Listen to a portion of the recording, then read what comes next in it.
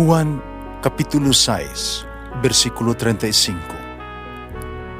Si Jesus miingon kanila, "Ako mao ang pan nga naghatag sa kinabuhi. Ang muari kanako dili nagayod gutomon, ug ang mutuo kanako dili nagayod uhawon." Ang mga puno Pan sa kinabuhi.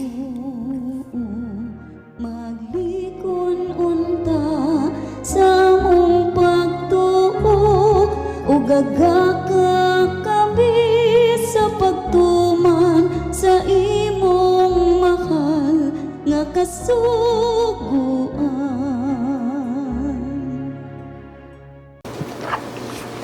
Ginumana kaninyo.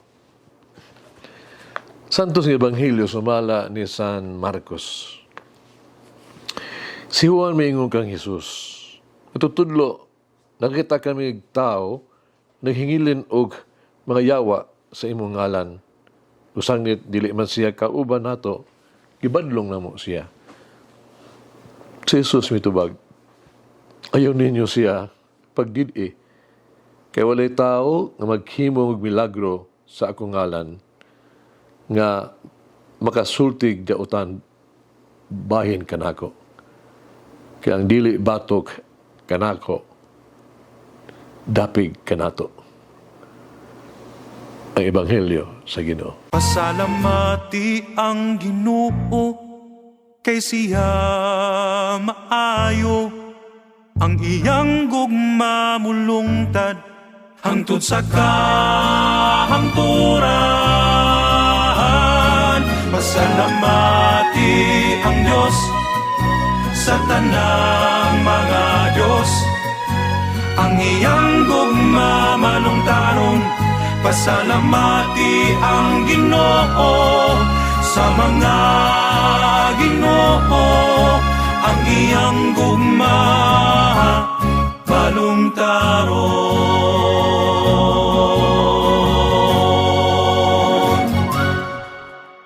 Itabo kini sa usa ka tawo nga naghingilin og mga demonyo ginamit ang ngalan ni Jesus. Siya usab magtutuo ni Jesus.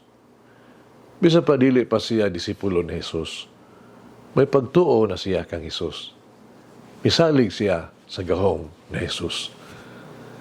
Ginamit niya ang ngalan ni Jesus sa paghingilin sa mga demonyo. Yang gidawat ang gahong ni Jesus, gigamit niya. Bisag dili siya sakop ug sulod sa sirkulo sa komunidad sa mga tinunan ni Jesus. Nagkahimo siya maayong mga butang sa ngalan ni Jesus ug alang kang Jesus. Busa, dili siya mahimong batok kang Jesus. Si Jesus mismo miingon, bisan kinsa nga dili batok kanato, dapig kanato. Bisan kinsa nga magbuhat og maayo sa ngalan ni Jesus ug alang kang Jesus, dili kinahanglan nga pugnan. O bisan kinsa mapahayag nga alang ni Jesus ug uban ni Jesus, kinahanglan kanunay nga magbuhat og sagmaayo. Kinahanglan ipakita niya ang iyang pagkadisipulo, pinagis pagbuhat mga maayong butang alang sa uban. Kitang tanan, kitawag haron maghimong iyang mga disipulo. Ang pagkadisipulo, dili lamang pagkamiyembro, kini mo ang pagbuhat o mga maayong butang o pagpadayon sa mga maayong buhat ni Jesus. Dili kinahanglan nga may sakop kita sa usa ka grupo, sa dili pa kita maghimo mga butang nga maayo alang kay Jesus o sa uban. Kitang tanan gihangyo, no? Gihawhag pagbuhat og maayong mga butang ngadto sa atong isikatawo. Ang pagbuhat og maayong mga butang walay limitasyon, walay utlanan. Dili kini eksklusibo sa usa ka tawo o usa ka grupo. Walay usa ka adunay monopolya sa pagbuhat og mga maayong mga butang. Sa ingon, buhaton nato kanunay ang maayong mga butang alang kang Jesus ug sa ngalan ni Jesus. Nasabtan usab nato nga ang ngalan ni Jesus dunay diay gahom. Si Jesus gamhanan. Siya dunay gahom batok sa mga daotang espiritu.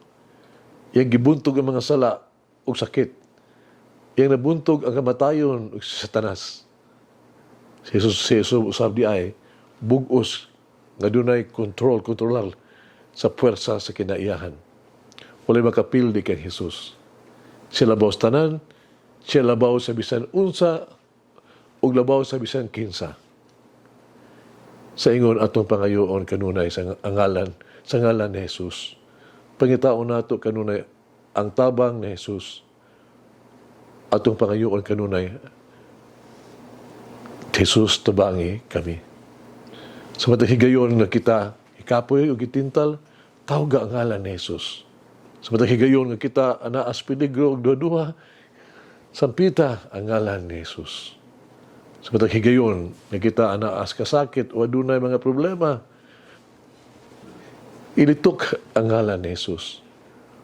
Bisan karon sa kita mag-antos o masakitan o masakiton kita, ilitok nato ang sa itong mga ngabil ang ngalan ni Jesus. O gamhanan ang iyang ngalan. Si Jesus maminaw o mag-atiman sa tuwa mga pangamuyo. Si Jesus dili gayon muhunong o pagbuhat o maayong mga butang alang kanato o paghatag o maayong mga butang kanato. Tago lang ang ngalan ni Jesus. Kinuusa ka makadasig kaayong yugtos kinabuhi ni St. John Bosco. Tugilan.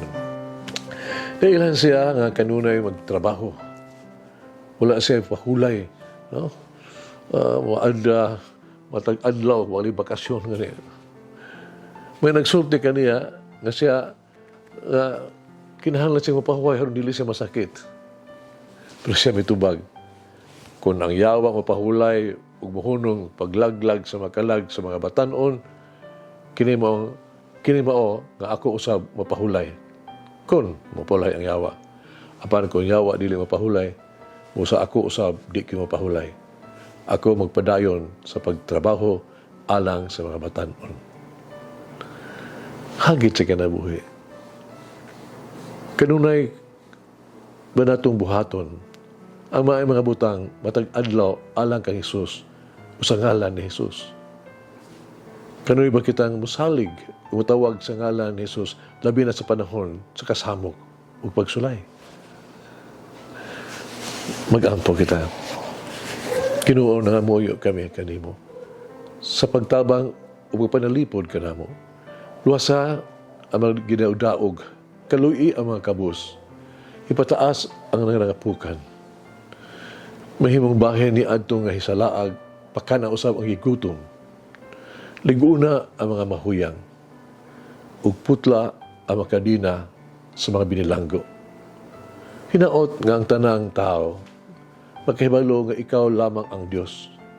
Kasi Kristo imong anak, ug nga kami imong katawhan, ug nga karnero sa imong panahon. Amen. Mama Mary, guide me to the humbler and the more trusting in the Lord. Malangin ang Diyos magagahom sa tanan, Ama, Anak, Espiritu Santo. Amen.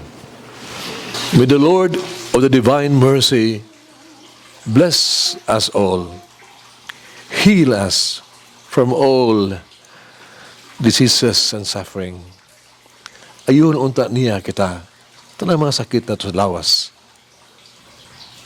o sa kalag, body and soul. In the name of the Father, the Son, and of the Holy Spirit. Jesus, I trust in you. Amen. Whoever eats the bread of life will never hunger, says the Lord. Kay galaan inyong nabati ang pagpaambit ug hamubong pamalandong sa pulong sa Dios pinaagi sa tulumanon. Pan sa kinabuhi nga gidumala ni Monsignor Daddy Silva. Hangtod na usab sa sunod higayon, daghang salamat. The bread of life